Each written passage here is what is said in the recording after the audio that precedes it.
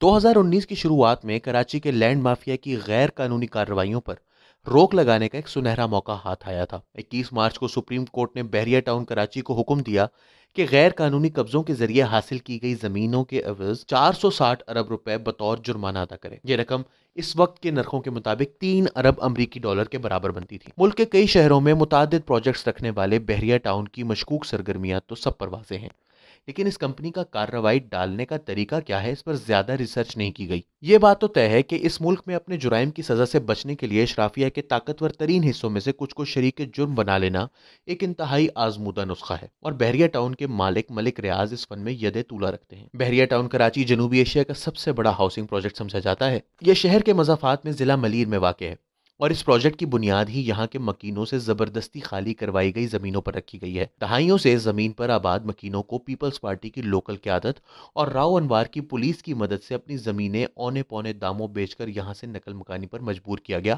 اور میڈیا میں اس پر کوئی طوفان کھڑا نہیں کیا گیا۔ مئی 2018 میں سپریم کورٹ نے حکم دیا کہ بحریہ ٹاؤن انتظامیہ نے بحریہ ٹاؤن کراچی کی زمین غیر قانونی طور پر حاصل کی تھی، اور اس سارے عمل ہی کو کالعدم قرار دیا گیا تھا۔ 2 ماہ کی پیشیوں اور بحریہ ٹاؤن انتظامیہ کے ساتھ گفت و شنید کے بعد 21 مارچ 2019 کو سپریم کورٹ کے مئی 2018 میں دیے گئے فیصلے پر عمل درآمد کرانے والے بینچ نے بحریہ ٹاؤن کی تصفیے کی پیشکش قبول کرتے ہوئے اسے 460 ارب روپے سرکاری خزانے میں جمع کروانے کا حکم دیا۔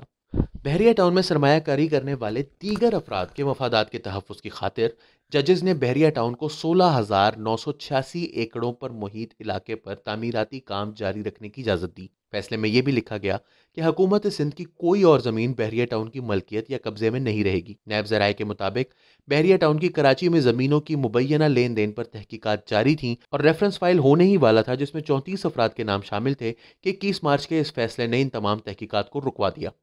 اس حکم کی صریحاً خلاف ورزی کرتے ہوئے بحریہ ٹاؤن اب جام شوروں میں بھی اپنے پروجیکٹ پر کام جاری رکھے ہوئے ہے۔ اگر اس پر عدالتیں کوئی کارروائی نہیں کرتیں تو دیگر ڈیولپرز کو کیا پیغام جائے گا؟ ان 460 ارب روپے پر بھی وفاقی حکومت اور سندھ کی صوبائی حکومت کے درمیان جھگڑا پڑ چکا ہے۔ دونوں حکومتوں نے اس رقم پر دعوے کے لیے درخواستیں سپریم کورٹ میں جمع کروا رکھی ہیں۔ صوبائی حکومت کا کہنا ہے کہ اس رقم پر اس کا حق ہے کیونکہ زمین اس کی عملداری میں آتی ہے۔ یاد رہے کہ ایک بھی سرکاری اہلکار کے خلاف اس جرم میں بحریہ ٹاؤن کا ساتھ دینے پر کارروائی عمل میں نہیں لائی گئی۔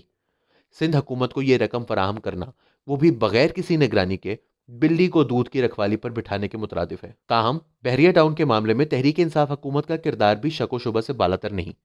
دسمبر میں برطانیہ کی نیشنل کرائم ایجنسی نے یہ اعلان کیا تھا کہ رقم کی غیر قانونی منتقلی کے ایک کیس میں ملک ریاض خاندان 19 کروڑ پاؤنڈز برطانوی حکومت کو دینے پر تیار ہو گیا ہے۔ اس تصفیے میں ہائیڈ پارک میں موجود ایک 7 منزلہ عمارت بھی شامل ہے جس کی قیمت 5 کروڑ پاؤنڈز کے قریب بنتی ہے۔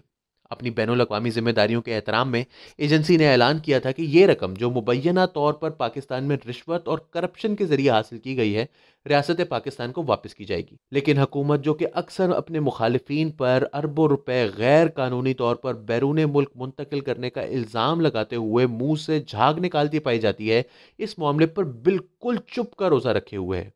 الٹا حکومتی وزراء یہ کہتے پائے گئے کہ برطانوی حکومت کے ساتھ معاملے کو صیغہ راز میں رکھنے کے معاہدے کے تحت وہ اس سلسلے میں کوئی بھی تفصیلات دینے سے قاصر ہیں۔ حیرت انگیز طور پر ملک ریاض بھی اپنی معصومیت ثابت کرنے کے بجائے اتنی بڑی رقم خاموشی سے حکومت کو دینے پر راضی ہو گئے۔ ملک ریاض کا دعویٰ ہے کہ جو 460 ارب روپے جرمانہ بحریہ ٹاؤن نے سپریم کورٹ کے فیصلے کے تحت ادا کرنا تھا، برطانیہ سے آنے والی رقم اسی مد میں ادا کر دی جائے گی، اور حکومت نے اس دعوے کو جھٹلانے کے لیے کوئی بیان تک جاری نہیں کیا۔ اگر ایسا ہوتا ہے تو یہ قانون اور انصاف کے ساتھ ایک گھناؤنا مذاق سمجھا جائے گا۔